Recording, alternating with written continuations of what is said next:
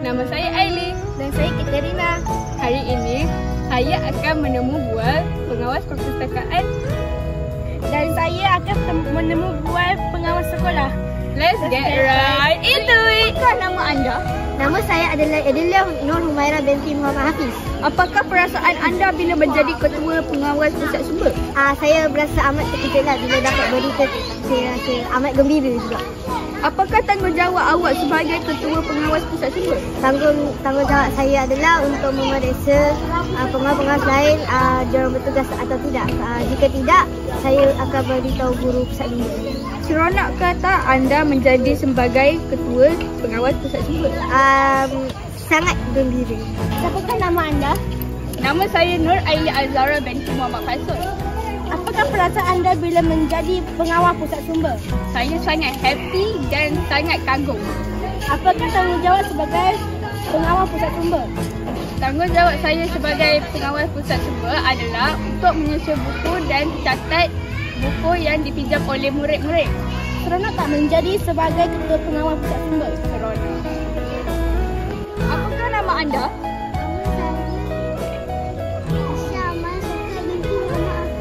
Apakah perasaan anda bila menjadi pengawas pusat sumber? Saya sangat gembira. Apakah tanggungjawab awak sebagai pengawas pusat sumber?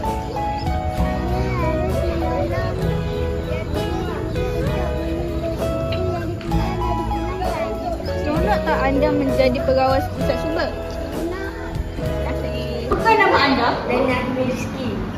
Apakah perasaan anda bila menjadi pengawas pusat sumber? Apakah tanggungjawab anda sebagai pengawas pusat sumber? Menyusun buku. Seronok tak menjadi pengawas pusat sumber? Seronok.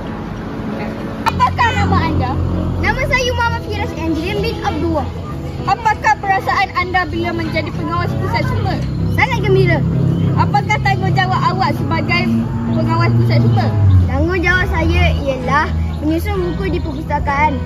Seronok tak anda menjadi pengawas pusat sumber? Seronok. Apakah nama anda? Nama saya Katerina Munah Nabuja. Apakah perasaan anda menjadi pengawas pusat sumber?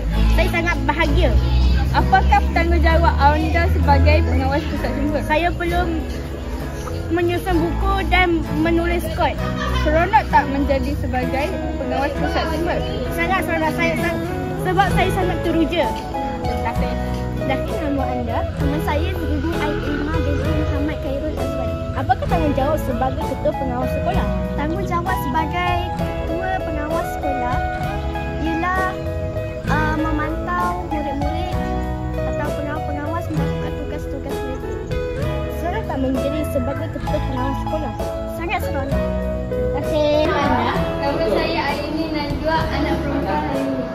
Apakah perasaan anda bila menjadi pengawas sekolah? Seronok lagi. Apakah tanggungjawab sebagai pengawas sekolah? Kita kena membunyi kerusi dengan tepat masa dan meronda.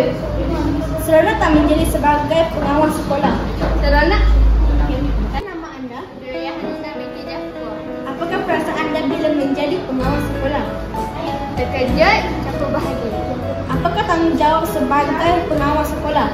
Kita orang kena menjaga disiplin budak-budak supaya diorang tak salah disiplin. Seronok tak menjadi sebagai pengawas sekolah? Seronok sebab budak-budak kat sini friendly. Nama anda? Malaysia Hananya binti Zulhanafi. Apakah perasaan anda bila menjadi pengawas sekolah?